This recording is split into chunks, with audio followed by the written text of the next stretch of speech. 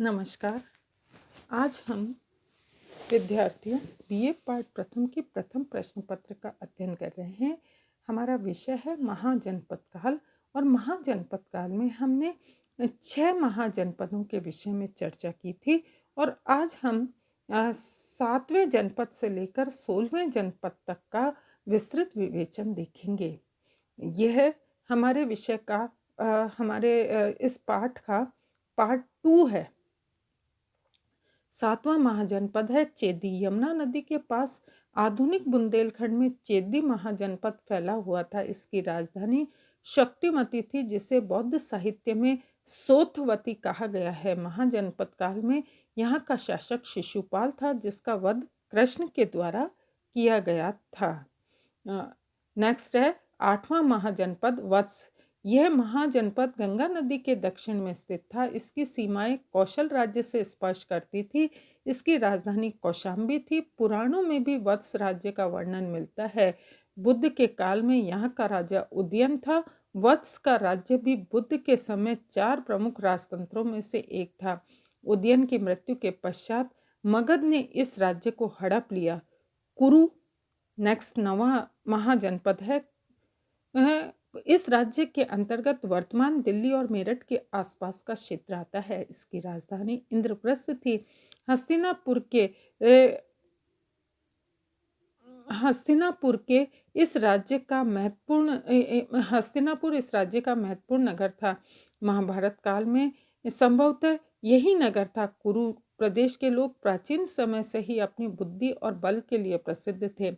ऐसा प्रतीत होता है कि प्रारंभ में यहाँ गणतंत्रात्मक शासन व्यवस्था रही होगी। नेक्स्ट है पांचाल।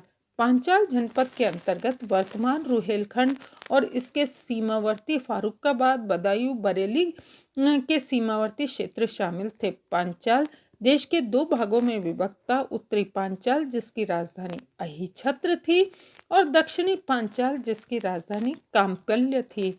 विद्यार्थियों, महाभारत में जो हम पांचाल का वर्णन पढ़ते हैं वह यही पांचाल है, और द्रौपदी या पांचाली इसी राज्य की राज्य कन्या थी। नेक्स्ट है 11वां महाजनपद मत्स्य। राजस्थान के जयपुर, बैराट और अलवर जिले मत्स्य महाजनपद कहलाते थे। इसकी सीमाएं अरावली की पहाड़ी सरस्वती नदी के तट तक फैली हुई थी। इसकी राजधानी विराटनगर या बैराट थी।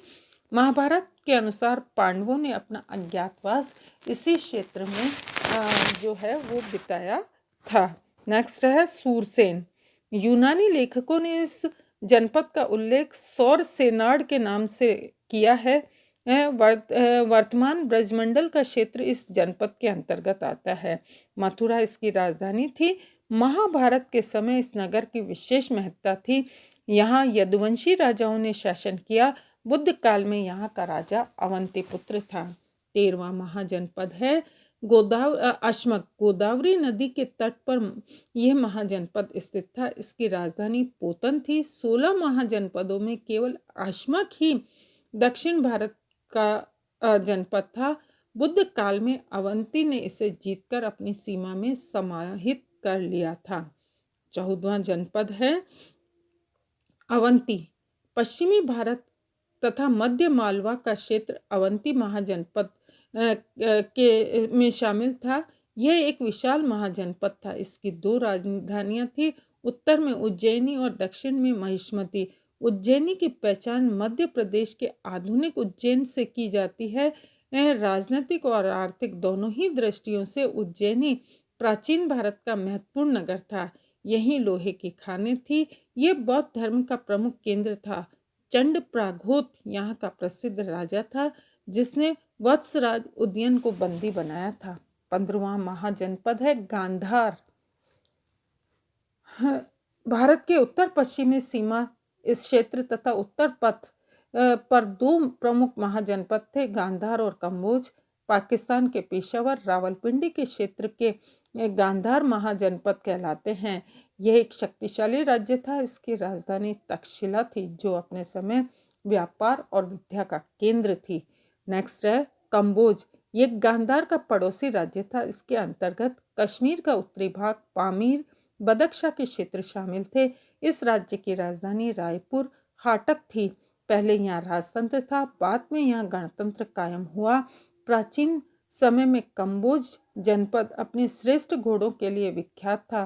कौटिल्य ने कंबोजों को कृषि, पशुपालन, वाणिज्य और शास्त्र द्वारा शिक्षा आजीविका चलाने वाला कहा है। इस प्रकार ईसा पूर्व 6ठी शताब्दी में भारत राजतंत्र की ओर बढ़ रहा था, परंतु वज्जी और मल जैसे महाजनपदों में गणतंत्रात्मक शासन था। देश के अन्य कई भागों में भी गणतंत्रात्मक व्यवस्था थी।